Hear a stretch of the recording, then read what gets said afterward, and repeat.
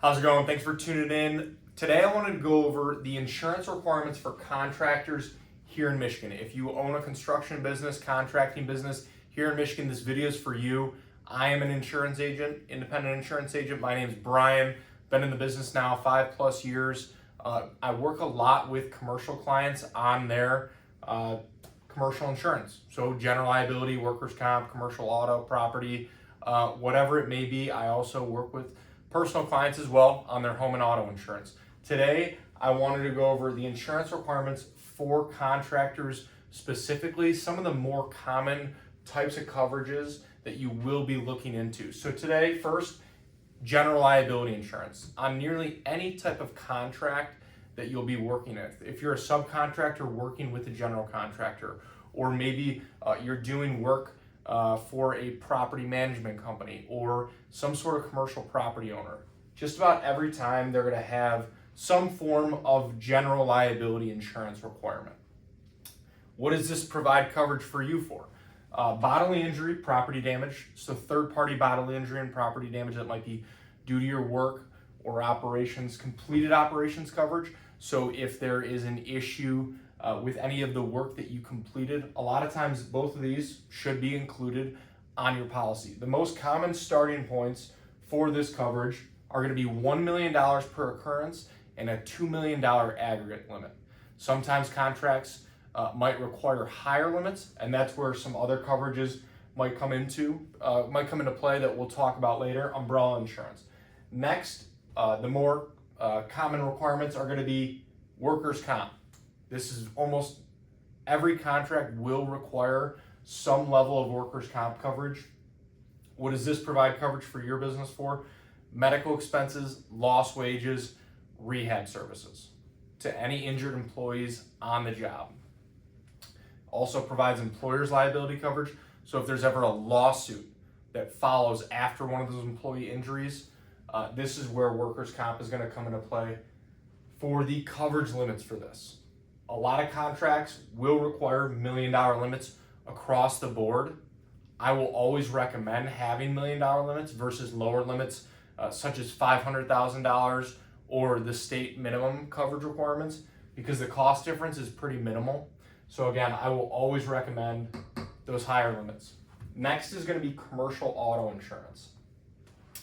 If you have company vehicles or even vehicles that might be titled to you personally, you should have a commercial policy in place if you are using them for the business. If you're hauling trailers, you're hauling equipment, materials, whatever it may be, you should have a commercial auto policy in place, but a lot of times it will be required in certain contracts for general contractors that you might be working with, or again, those property owners, property management companies, whoever it may be.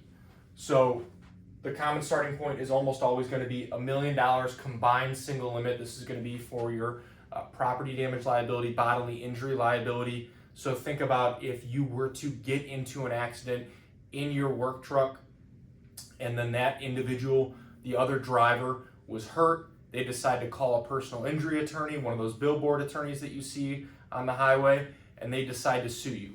That's where this $1 million in combined single limit liability coverage would come into play. Some things to note, sometimes you'll also see a coverage requirement for what's called HNOA, hired and non-owned auto coverage. This would be for any vehicles that your business rents or personal or employee-owned vehicles.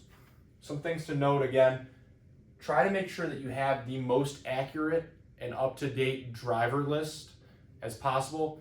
Your vehicle list, that's going to be a little bit easier to maintain, especially if you maybe have any sort of financing on the vehicle, because they're going to want to see proofs of insurance. But definitely try to keep this list as accurate and up-to-date as possible. Now, for the most part, those are going to be the three coverages that just about every contract is going to require. Definitely general liability, workers' comp for the most part, sometimes mostly auto too. Those three. Now, depending on who you're working with, if you're working with a larger general contractor, or maybe a larger property owner, or just a property owner that is concerned with litigation, it can be very common to see an umbrella liability insurance requirement, or sometimes an excess liability insurance requirement. And this is coverage that extends over your general liability, workers' comp, commercial auto insurance. So you see these limits right here. This would be adding an additional layer of liability coverage over these limits in case there ever is a claim scenario, a claim situation, where these limits run out. And that's where an umbrella policy would come into play. So again, if you are doing more commercial work, larger projects, it can be common to see this as a requirement. The limits go from 1 million, typically up to 5 million. Sometimes they can, depending on the insurance company, they can offer up to $10 million limits. If they don't, or if they maybe only even offer $1 or $2 million limits, that's where excess liability insurance would come into play, and where you might be looking into an excess policy to sit over the umbrella to meet a certain liability insurance requirement. This is becoming much more common in today's world to have an umbrella insurance requirement. So it's definitely something to be aware of and consider. And then the next one, sometimes not always required. This is definitely more common to have to see in a contract requirement, umbrella liability, but sometimes you will see a professional liability or errors and omissions insurance requirement. And this would be more so for if you are doing design build work, you're actually doing this, the specs and things like that. Not super common, but again, it does come up every once in a while, so I do like to mention it. And that would be more so for errors in the design work that you're doing. Smart to have coverages. These are not going to be coverages that you are necessarily required to have, but definitely good ideas to look into, and can sometimes even be included and added on to maybe a general liability policy. So inland marine coverage. If you have any expensive equipment, skid skiers, excavators, any sort of equipment that's going to be moving from one job site to another, your primary location that's listed on the policy, maybe to another, mobile equipment or tools that you're going to be bringing on the road a lot. It's also, you can add coverage for an installation floater for materials that you might not have installed yet at a job site. That's where inland marine insurance would come into play. For a lot of contractors, it's a very good idea to have some level of it in place. You might not need it though. Again, it's going to really depend on how big your operation is and things like that. You might also have that requirement if you have any sort of financing on equipment. There actually might be a requirement from that financing company to have coverage in place, and that's where inland marine insurance would come into play. It can be very important, especially if you have an expensive piece that you want coverage for.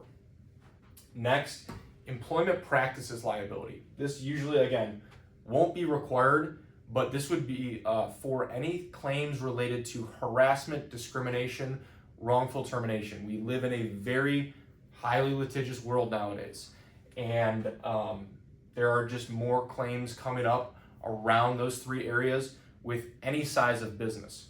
So I will always recommend some level of employment practices liability insurance. You can a lot of times add this onto your general liability policy, or if you have a business owner's policy, a BOP policy, you can add some level of coverage. If you're a larger business, a lot of times it makes sense to have a standalone policy through what would be called a management liability policy and have just a standalone $1 million policy. But again, usually not going to be required, but for the cost and for the amount of protection it provides, the world we're living in today, it can be a very good idea. The last coverage that I want to go over, cyber insurance. It's going to not be super common to see this, maybe in a general contractor agreement or anything that you might see in the construction space. Certain industries, you're obviously going to see this requirement, but not necessarily super common, I would say, in a lot of general contractors or property managers. But cyber is what it sounds like. This is would be any data breaches, ransomware attacks. It can happen to any type of business nowadays. So I will always recommend some level of cyber coverage. If you're adding it to your general liability policy, it's not going to be super deep and comprehensive, but if you do incur costs from a data breach, right, your business goes down for a certain amount of time and it costs money to get back up and running, or really that's going to be the main coverage that might be added on to a general liability policy. If you do need more comprehensive coverage, you would want to look into a standalone cyber liability policy, and that will add more. It'll just be a more comprehensive policy. It'll have third-party coverage included, so you would also have coverage in case any of your clients or customer data was impacted, and then there's a lawsuit that follows there. So again, in today's world, everyone should be looking into at least some level of cyber coverage. Whether you need a standalone policy or not, that's kind of up to you and your operation. Not always going to be super common to see as a requirement for contracting businesses as much as these three, and I'll call it four, because umbrella insurance is going to be, it's going to be very common to see that requirement nowadays. But really the main 3, 4 that you're going to see, that general liability, workers' comp, commercial auto, and a lot of times umbrella insurance. Those are the main ones. Sorry if this video was too long, but I did want to kind of go deeper into the coverages that you might be looking into, might be required to have. If you have specific questions about any of these, or if you need help with any of these types of policies, you want to go over pricing, you want to compare what you have now, or if you're just looking to get coverage in place initially, I do work with a lot of contractors and construction businesses. So feel free to reach out. All my contact info should be in the description. And again, if you have any specific questions, feel free to reach out directly or leave them in the comments below. Whatever's easiest. I would love the opportunity to work with you and see if our team can help. Thanks a lot.